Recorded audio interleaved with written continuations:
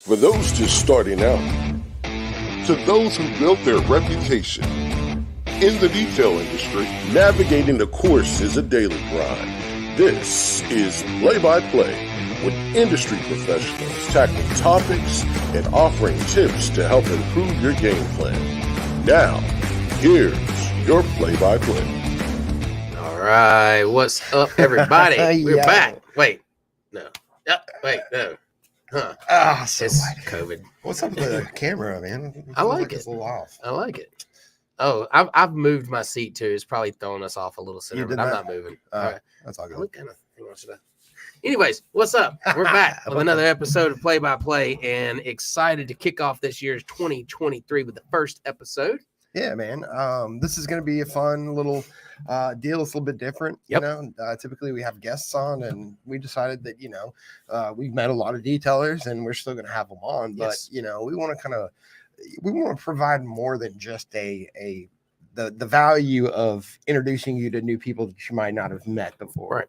Right. We know that we're speaking to detailers, primarily, and a lot of younger guys that are new in the business. Yep. And they don't have the luxury of, your experience, 10 plus years.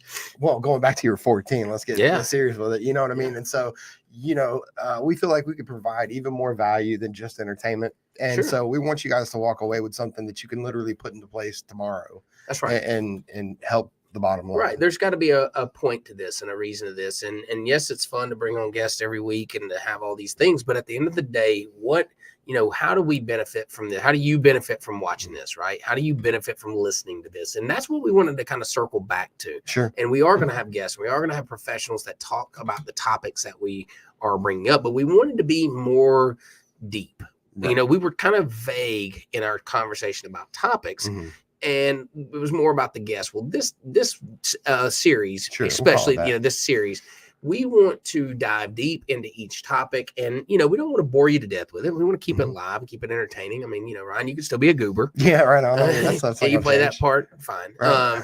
But we do want to provide value. We want you guys to take away something, just like Ryan said. So, in saying that, this episode is all about running a business but not making any money. Yeah, man. And I mean, how many detailers out there right now, if you're listening to this, know exactly what you made last year? The year's over, right? It's a new year. What did you bring home? That's right. And so did you bring home enough to make it worth doing it again another year? And how many know to the dollar, right? Not just know that, there's more in my checking account than there was last year. Sure. But actually know the number. Right. And then how many, are scrambling right now to get their books done right to get it to the tax counter. Exactly. And these are things, this is something that we want to talk about, because we talking about not making money. Well, how do you know? Right. How do you know if you're not making money? Absolutely. And Dustin, you're definitely someone that running multiple businesses. You have to, this is part of your daily routine is going through your books, right? So maybe let's just start out with a general question. How do we determine what are expenses? Well, yeah, right. So you want, and the question I think should be is like, if I'm not making money, what do I look at? Right. Absolutely. And so you have sales and expenses. Determine if you're making money, as basic as it gets, income and expense, right? And we don't affect income like we do expense. Sure. Income is subject to a customer coming in the door. Now we do things like marketing and sales process and stuff like that affects it, but not as much as we control expenses. Sure. So if I'm talking about a business that ain't making money, the first thing I'm looking at is how much is that business spending. Okay. And you asked the question, how do we know that, right? Right. Well, there's you have to track it. Okay. You have to understand it. In order to do that, it doesn't have to be complex. It can be done on a piece of paper. It can be done on a spreadsheet. It can be done in a nice set of QuickBooks or a nice set of books that are online and software. There's multiple ways to track it. Okay. But as long as you're physically adding that up, whether it's weekly, monthly, or yearly, then you have something that you can go in there and dissect. Gotcha. So let's talk about when you first started. All right. Because we do have a lot of one-man shows, mobile detailers that are just, it's them in their vehicle and their polisher and that's it. That's all they have to worry about as far as who they got to pay at the end of the day. Right. But so let's talk about what those guys, where do they start? How do we know what we need to be calculating? What needs to go on that first page of your books? Yeah, right. So what's the first thing you want to track? Right. And so like I was the one-man band for a while. But expense was very important to me because I ran multiple businesses and I knew exactly what we needed to do. First thing you got to track is the consumables, the things that you're using to physically do the detail. And that's the easiest things to track. Okay. And what we're talking about? Chemicals, pads, little tools, things that you're going through, like brushes, detail brushes. Those are the things that you want to start to add up first, right? Those are the things that you're using on a daily, weekly, monthly basis. Right. All right. That's the first thing. And that's called a cost of good or cost of service. Yes. And those things, those items fluctuate with your income. Sure. So the more you detail, the more degreaser you're going to use. Absolutely. So that's the top thing that you're going to try. The first thing that you need to track. You got to determine how much it's costing you to run this business. Okay. So now what if you buy your pads or your, your chemicals like every couple of months? Sure. I mean, are we taking that total set and now dividing it up over the amount of months? Is this a monthly thing that we're tracking or is it a weekly thing? No. So that's a great question. So when you make that purchase, that's when that expense happens. Okay. But it's not necessarily when you use it, right? So, but the thing is you track expenses over the months and you compare them to each other, and then you can start to see things level off. And you'll say, okay, I'm spending X amount of dollars on degreaser. Yes, you buy a gallon and you don't use a gallon a day. So it's not like, a t-shirt where I spent $10 and I sold it for $20 and now I know what that cost me. Right. It takes a little time to establish how much your chemical cost is. Gotcha. Now you can get granular. You can track it by the job. But that's a lot of legwork for a detailer to do. That's an owner operator. And there's no real, there is reason to do it, but it's not priority. Okay. Priority is understanding what it's costing you on a monthly basis, probably to start out with. And so if a detailer came to me and it's like, Dustin, I'm not making any money. The first thing I'm going to ask him is, how much does it cost you to operate? Let's look at your monthly expenses in your chemicals. We'll start there. Okay. And see over the month, how much are you spending? And then how much are you making? Okay. Good rule of thumb too. It should be so typical business usually cost of goods is 33%, a third expenses, your overhead is 33%, and then your profit should be somewhere around the bottom. Okay, good enough. That kind of helps you understand. Detailing is a little different. It's labor heavy. So the cost of chemicals, it could be 10 to 15%. It could be cheap, depending on where you buy. Sure. And so that's some of the things you affect, you control. And so what about your the things that you don't really control? Well, I guess the things that are going to be the same every month, right? Consistent. Yeah. That's called I believe overhead, right? That's right. And that makes up, let's see, your rent, your I guess electricity, water, the things that really don't change regardless of if you got a bunch of work, if you got a little bit of work. Of course, power goes up a little bit, but that's not a big enough. Whether you do 1 car a month or 100 cars a month, your rent's still the same. Sure. Your power's still the same-ish, water bill, it can be subjective, right? Well, no, I use more water if I detailed 100 cars versus I did 1. But if you're talking about, chances are you're not going to do one month and 100 the next month. Yeah. Chances are you're going to do 25 one month and 27 the next month, and the water bill is not going to fluctuate that much. So you wouldn't think of that as a cost of good or a cost of service. That's an overhead. That's a fixed expense. Okay. Fixed as in it's not going to vary that much. Gotcha. Okay. Chemical costs will vary based on production. What about your gas? I mean, I know that's something that, if we're in this, we're just a mobile guy, you know what I mean? I say just a mobile guy, just offering the most premium luxury services. Yeah. I mean, that's not, I hate when I hear a guy say I'm just mobile. I'm like, bro, you're taking away from yourself, man. You're offering a premium luxury service. So we're talking about the gas. Let's talk about, the upkeep of a vehicle. So we know maintenance is every month, right? So would that be considered it's overhead because maintenance is general. So if you had multiple vehicles, you would, it can be subjective. Well, no, the more I detail, the more miles I put on, the more my service. But in reality, it's going to be fairly consistent. Sure. And so maintenance on a vehicle would definitely be an overhead cost. Okay. You wouldn't put it up in the cost of goods. Sure. And when I say up, that's the way a set of books work, by the way. So you have income, you got it. You have income, you have cost of goods, and then you have overhead, and then those are all just your expenses. So I'll let you get ready. Yeah, I'm good, dude. I can hear you. Thanks, I'm just kidding.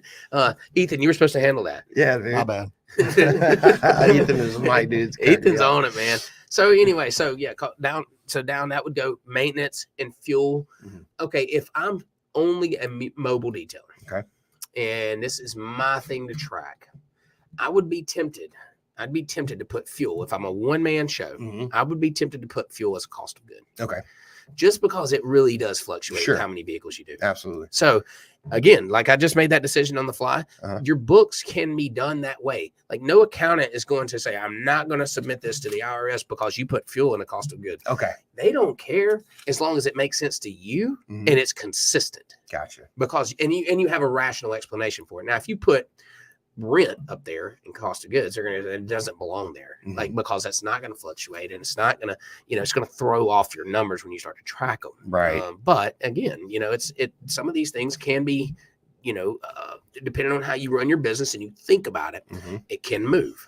So would overhead be easier to calculate than cost of goods? Because it's two different things, right? That we need to like basically two different columns, right? Essentially, I mean, if we're not being subjective about every if you little call thing, it black and white, yes, yeah. So overhead kind of requires you to think a little bit more because like how do I apply my maintenance to each, like maintenance of a vehicle? How much does that cost per detail? Like, so you divide those things up amongst the total sales and that's how much percentage it is. So that's really deep stuff. That's accounting. Okay. And you don't have to do that. Like you have an accountant probably, or somebody that files your taxes that could help you with that. But if I'm trying to figure out how much money I'm spending, right? I need to know my cost of goods. Yeah. That's what you control, really. Okay. You control how much product you're buying, how much you're paying for that product. How do you know if you're okay? Yeah, I guess so. I might be jumping ahead, but how do we know if we're looking at our cost of goods, and how do I know that I'm spending too much on product? Right. And how do I know if I could be, is there always a better deal out there? Am I just not looking hard enough if I haven't found it? Here's how you do it. If you there's a couple things. If you get down to the bottom and you're not making money, but you're doing all the work you possibly can, two things you got to think is am I charging too cheap or am I paying too much? Okay. And what you have to do is think about the deals. How much am I paying for product? And if I'm buying from Walmart and O'Reilly's on a daily basis and I'm paying $25 for a quart of Tire Shine, when I know that I can buy 5 for $40, a 5-gallon, I'm overpaying. Right. Okay. If I'm always doing these one-off things, then I'm overpaying for. Okay. And so this as a business owner, when you run down the street and you overpay for something. Sure. Straight up. Absolutely. But it shows up in the books at the year end. You don't feel it right then because you say, I gotta have it, dude. Yeah. I mean, I can't go to detail this car without just a bottle of Tire Shine, and it's gonna last me for 6 vehicles. So I can kind of justify it. However, your books are going to show you over time that you're overspending on this. Right. And by the way, your books aren't going to say like Tire Shine, wash and wax.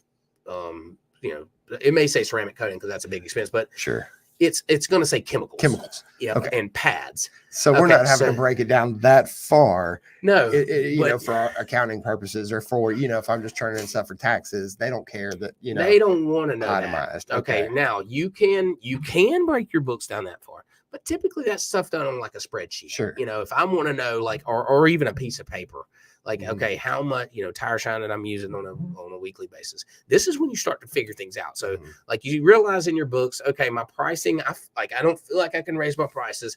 I'm breaking even. I need to make some money. Okay.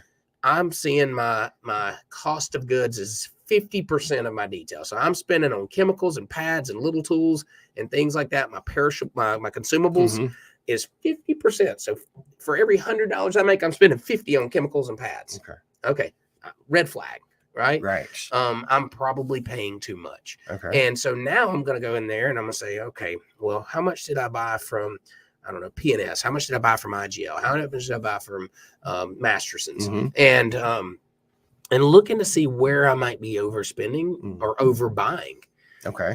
And so inventory. So here's the thing about it is probably all detailers don't carry inventory on their books. When they spend the dollar on the chemical, it's then a cost. In reality, everything in that chemical room downstairs is an inventory until it's used.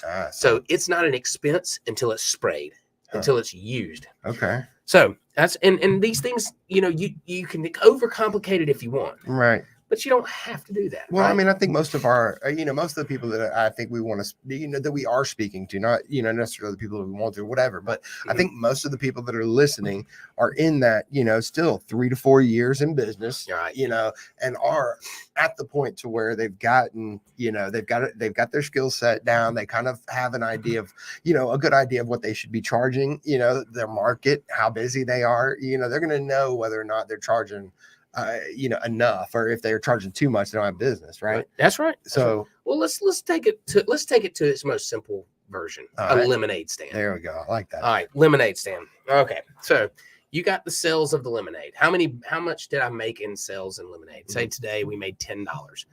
If I wanted, and when we got down to the end of the day, and we went to go buy more lemonade, and it cost us $10 more, like we didn't make any money. Right. So we need to figure out where our cost is, where we spend that, what made that $10 in expenses. If $5 of it is packets of lemonade, then maybe we want to go buy a jug of powder. Right. Maybe we can drive that cost down, but it's very simple. So you got water, lemons, sugar. Yeah. Okay. So cups to put it in. Cups. Yeah. So these are the cost of goods. Yeah. All right. If I'm spending $5 on lemons because I'm buying one lemon at a time, but I can buy a sack of lemons for, $7 and get 13 lemons. That's my first area of savings.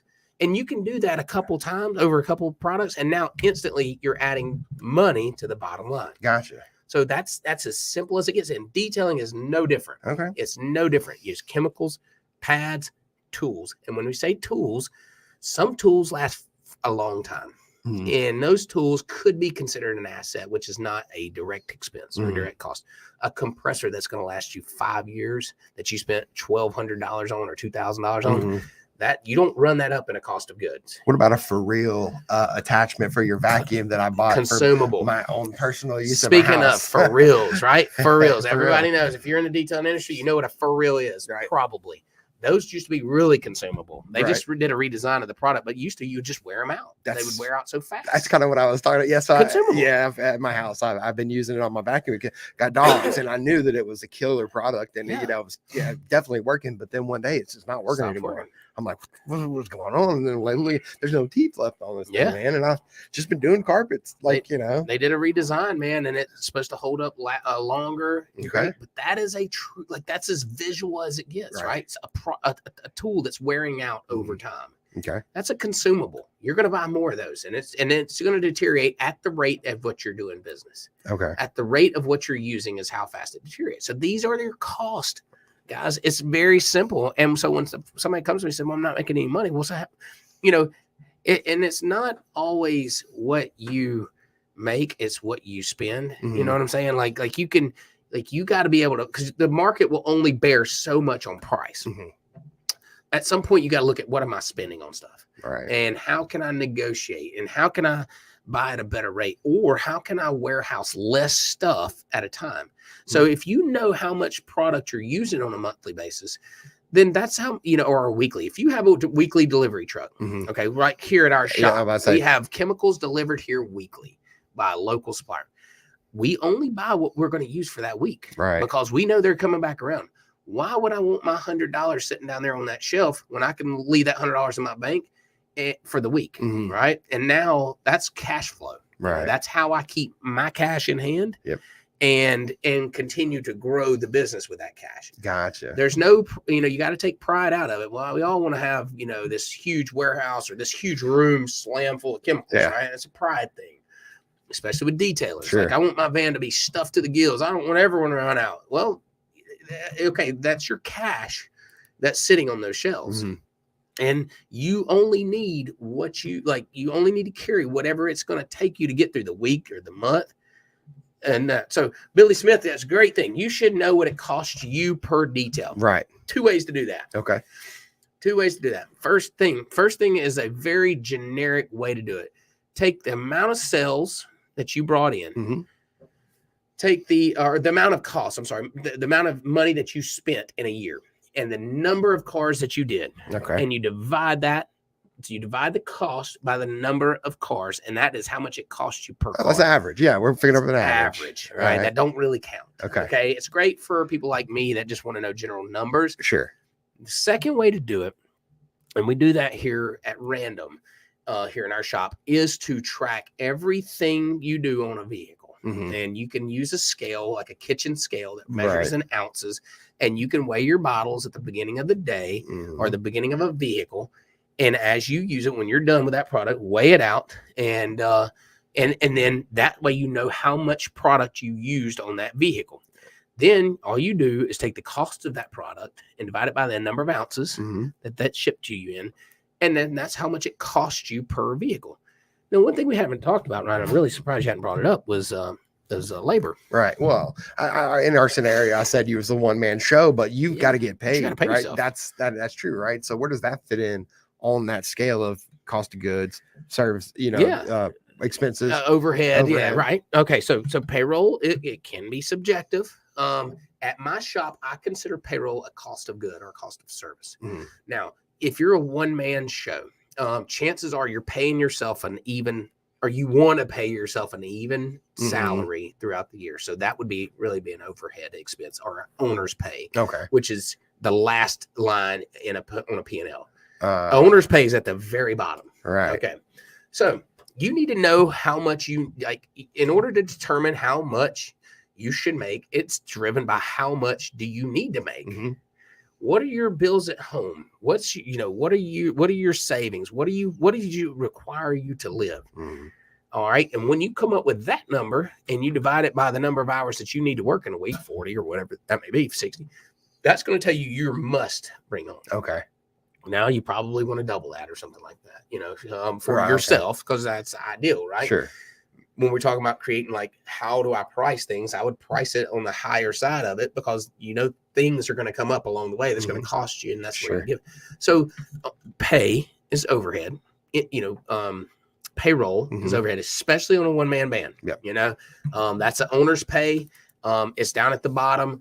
You need to determine how much you need to make and then cushion it. And then that goes at the bottom, and that needs to be calculated in monthly to determine if you're making money. If you're not doing that, and by the way, there's a great book. I wish I could think of it. It's a book that tells you to budget profit. So, like, there's a book out there that actually Planned Profits. That's the name of it. Planned Profits. Okay. And it tells you to take X amount of your sales and put it into account for profit. So it's an actual planned profit. So now you plan your payroll, you plan your expenses, you plan your profits. Wow. All right. So it's taken out. It's a really good book. I hope that's the name of it. See how okay. So that kind of reminds me. I mean, this might be off topic, but this might not be. Gift card sales. So there was a time, probably your first year doing gift cards, that you sold a bunch of gift cards, and that money that you sold, you pretty much just added it to your income for that year, right? Or was that okay? So here's the way. Gift cards work. Well, let's do the wrong way first. Like the way that it initially people do it. The wrong way is that it's a sell in that moment. Okay. It's not a sell until it's not a sell until it's used. Right. So when we get to the end of December and we've got a big old fat chunk of money in our checking account that we didn't have at the end of last December, but we just started doing gift cards, I can't look at that as like, I just made that much money. That's my money, right? Right. So what we used to do, cool little trick, because we sold a ton of gift cards in December, and it never failed. January, when it was slow shit and detailing, that's when those gift cards would get redeemed. Right. Okay. So we created a checking account.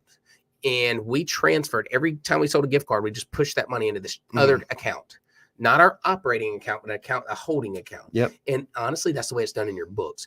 That money doesn't go into income. That money goes into a liability account that you're holding for someone. Right. And the moment they spend it, that's when it becomes income. So the moment they spent that in January, we pulled that cash over here into our operating checking account, and now it's there to use. So we didn't blow it in December. That's right. Because if you blew it in December, to come January, you got all this work, and you're working for free because you've already spent the money. Right. Or you've already included it in what I made last year. It also helps on your books if you're showing a lot of profit. It's the legal way to do it is carry it in a liability account. Right. But then that helps you not show income come December year end on those gift card sales. It's the way it should be done. It's not a trick or a gimmick. It's the way it's done. Yeah. Also a cool little trick, if we're doing that right now, is on your cost of inventory of your chemicals, right? And you need to if you needed to for whatever reason, show more profit, you can take that chemical cost that's sitting in inventory and put it into an asset account. Okay. On your balance sheet rather than a cost. So now it's going to inflate your profits. Gotcha. Because now that money spent, it wasn't spent per job. It was really, it's waiting until you use it to be an expense, which is the way it should be done. But nobody's doing that. But they should. They could. Okay. I'm not going to say they should. So if I'm selling like all my t-shirts in there, $100,000 worth of inventory, actually more than that now. Okay, that's not an expense until that t-shirt's sold. So it sets over an inventory, right?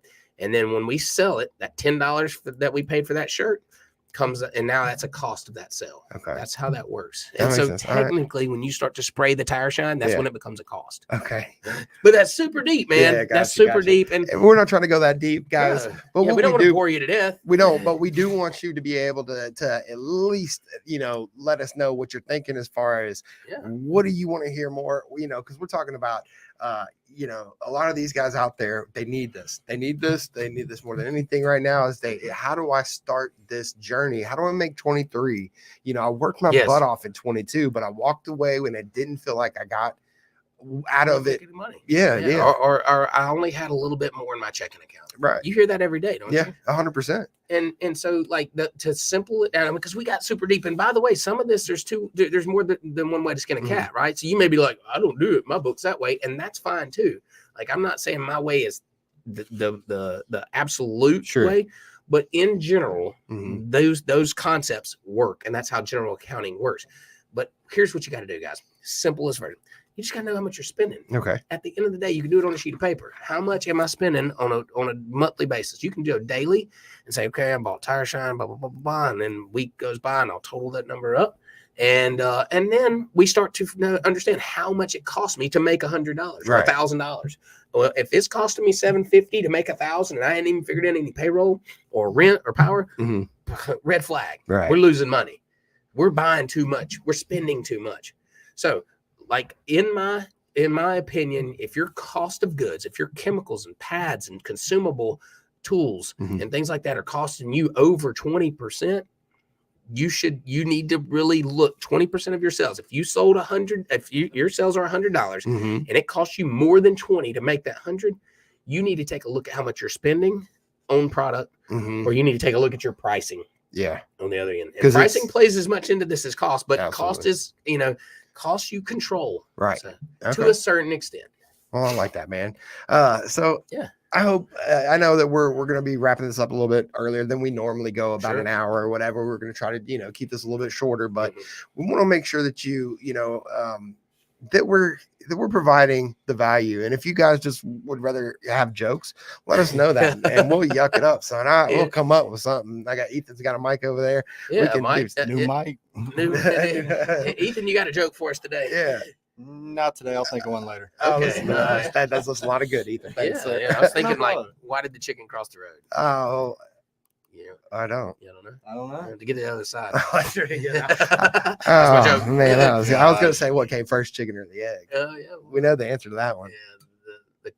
The rooster. The rooster. Oh, yeah. Okay. I was going to say the cock, but I didn't. Hey, man, this is all ages show. Well, no, the chicken has a rooster.